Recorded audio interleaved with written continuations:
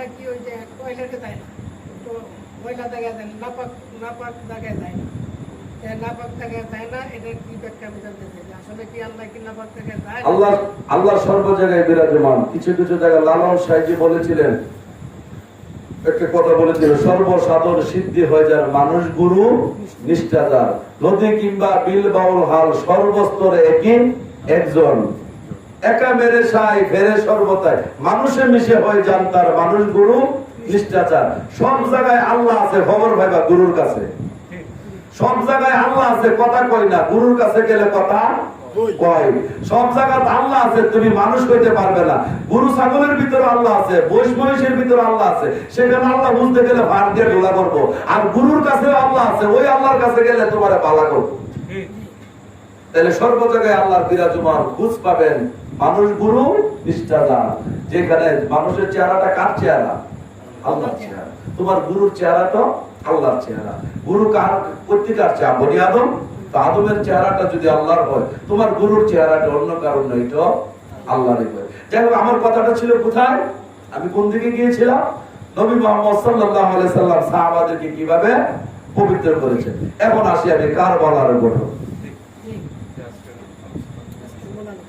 আমি এই কথাটি বলার পিছনে অনেক কারণ আছে, আমি যাওয়ার পরে বুঝবেন আমি যে কথাগুলি আপনারা বলে দিয়ে গেছি। বাবা তুমি নিয়েছো, 80% নিয়েছো, কথাগুলি বাড়িতে গিয়ে বসে গবেষণা করো। নবী মুহাম্মদ সাল্লাল্লাহু আলাইহি সাল্লাম তিনি যে ধর্মটা মাওলা আলীকে দিয়ে গেলেন, 1.5 লক্ষ সাহাবা বা মতান্তরে 1,30,000 বা 1.5 লক্ষ সাহাবার মধ্যে মাওলা আলীকে রাসূল নির্বাচিত করে এই ধর্মটা মাওলা আলীর কাছে আমানত দিয়ে গেলেন। আর সকল মানুষকে বললেন, তোমরা যারা আমার কাছে ধর্মটা দিয়েছো, পেয়েছো, আমার কাছে যে ধর্মটা পেয়েছো, আমি যে ধর্মের দাওয়াত তোমাদেরকে দিয়েছি, সবাই মাওলা আলীর কাছে বায়াত রাসূল গ্রহণ করো। তো যারা যারা বায়াত হয়েছিল তারা কি ভক্তরা? গুরুকে মাওলা আলী। মাওলা আলী যখন বিদায় নেয়, ওই বছর পরে কারবালা 61 হিজরিতে কারবালা, বেশি দিন হয়, সম্ভবত 19 বছর। আচ্ছা, সব ভক্ত কি মারা গেল? কারবালার মাঠে ভক্ত ছিল না? এমনও লোক ছিল নবীজিকে স্বয়ং দেখেছিল, ধর্মটা নবীজির হাতে গ্রহণ করেছিল, এমন লোক কারবালার মাঠে। তাহলে কারবালার মাঠে মাওলা হুসাইন পাকও ছিল, এজিদের গোষ্ঠীও ছিল, মাওলা হুসাইন পাকের বংশধরও ছিল, নবীর উম্মত ছিল, মাওলা আলীর ভক্ত ছিল। তো মাওলা হুসাইন নবীর কি লাগে? নাতি, আওলাদে রাসূলকে মাওলা হুসাইন। মাওলা হুসাইনের বাবা বেলায়েতের সম্রাট মাওলা আলী মুশকিল কুশা, যিনি মা বেহেশতের রমণীদের সর্দার, যিনি নাম স্বয়ং আল্লাহ পাক নিয়েছিলেন।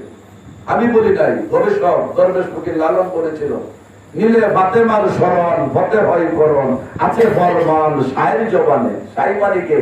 আল্লাহ। আল্লাহর জবানে মা খাতুনে জান্নাতের নাম নিয়েছে ওই জগতের মানুষ। তোমরা যদি মাওলা হুসাইন পাকের মার নাম নিয়ে চলো, তোমরা বিজয় হয়ে যাবে। নীলে ফাতেমার শরণ হতে হয় করণ, আছে ফরমান শায়ের জবানে। হতে হইল আরবি শব্দ, বাংলা হইল বিজয়। নীলে ফাতেমার শরণ হতে হয় করণ, তুমি ফাতেমার শরণ নিলে বিজয় তোমার হয়ে যাবে। আমি বলি না, লালন বলে। তাহলে মাওলা হুসাইন পাকের মাকে মা খাতুনে জান্নাত, মাওলা হুসাইন পাকের বাবাকে মাওলা আলী মুশকিল কুশা, মাওলা হুসাইন পাকের নানাকে উমার সাল্লাহ ইল্লা রাহমাতাল লিল আলামিন, সমস্ত সৃষ্টিকুলের রহমত যিনি, তিনি হয়েছিলেন নবী মুহাম্মদ সাল্লাল্লাহু আলাইহি সাল্লাম, তার তিনির নাতি হয়েছিলেন হুসাইন। আমি আপনাদের মাঝে জানতে চাই, এজিদ তো কোনো আওলাদ রাসূল ছিল না, এজিদের মা তো খাতুনে জান্নাত ছিল না, এজিদের বাবা তো মাওলা আলী না, এজিদ তো আওলাদ রাসূল ছিল না, এজিদ তো কুরাইশ বংশের না, এজিদের দাদার দাদা তো কাবার চালাইতো না, হুসাইনের দাদার দাদা তো কাবার খেদমত করত, হুসাইনের বড় বাবা কাবার খেদমত করত। তাহলে হুসাইন কারবালার মাঠে হারলো কেন, এজিদ জিতলো কেন? গবেষণা করেছে? এই মোল্লার কথা হইনা বুঝি মাথা মোটা এইভাবে বুঝি গাড়িয়ে কি কারণে একটু গবেষণা করেন। বর্তমান প্রেক্ষাপটের মনোবীর আমাদেরকে বোঝাচ্ছেন কারবালার মাঠে ক্ষমতার জন্য, ক্ষমতার লোভে এই জন্য মানুষগুলি এজিদের পক্ষে চলে আসছেন আর হুসাইনের বিপক্ষে চলে গেছে। মাওলা আলীর কাছে যারা বায়াত হয়েছিল তারা কোনোদিন ক্ষমতার লোভে যাইতে নবীকে স্বচক্ষে যারা দেখেছিল, নবীর কাছে ইসলামটা গ্রহণ করেছিল, তারা কোনোদিন ক্ষমতার লোভে এই সমস্ত ওয়াজ বাদ ডিলেট করে লিখে বারোয়াটি ওয়াজ। নিশ্চয়ই এটার পিছনে অন্য একটা ঘটনা আছে। নারী ছিল, নারী দিয়ে দিয়ে লোক দেখায়া মানুষ সাইড করে দিয়েছে।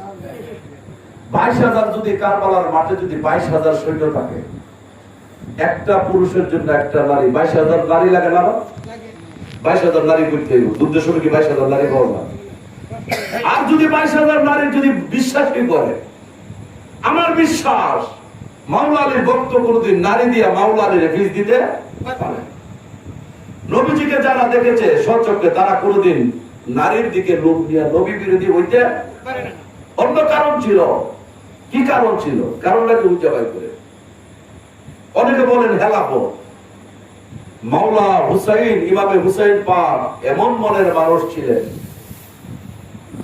যিনি নানা আম্মাজান হাদিজাতুল কুবরার ভুল সম্পত্তিটা পাইয়া মানুষকে বিলি করে দিয়ে গেলেন। নবীজি বিদায় নেওয়ার সময় কোনো সম্পদ ছিল? তো আম্মাজান হাদিজাতুল কুবরার সম্পত্তিটা কই গেল? তোর সম্পত্তি গেল কই? শুধু মানুষকে খাওয়াইছে, মানুষকে বিলাইছে, কাফের মুমিন করে বেদা করছে। যে আসছে আল্লাহ রাসূলের দরবারে তারই বিদায় করছে। যদি নানা যদি এইভাবে বিদায় করে, নবী মুহাম্মদ সাল্লাল্লাহু আলাইহি সাল্লামের চরিত্র মুবারক যদি এমন হয়, হুসাইনের চরিত্র মুবারক কি আরেকটা নাকি? হুসাইনের চরিত্র মুবারক তো নবীর মতোই হয়। তাহলে হুসাইন কোনদিন এজিদে লক্ষ লক্ষ লোক যদিও মুরিদ করে, হুসাইন কোনদিন বাধা দিত না। হুসাইন বলবে তুমি মুরিদ করো, যাই করো, বাবা রে তোমার রাস্তায় তুমি চলো, আমার রাস্তায় আমি চলি। নবীর প্রেমে হুসাইনকে ভালোবাসা যদি দুইজন আছে, দুইজনে আমি আল্লাহ পাকের দরবারে শুকরিয়া দেব। এটা ছিল হুসাইনের চরিত্র। সুতরাং সেদিন হেলাফত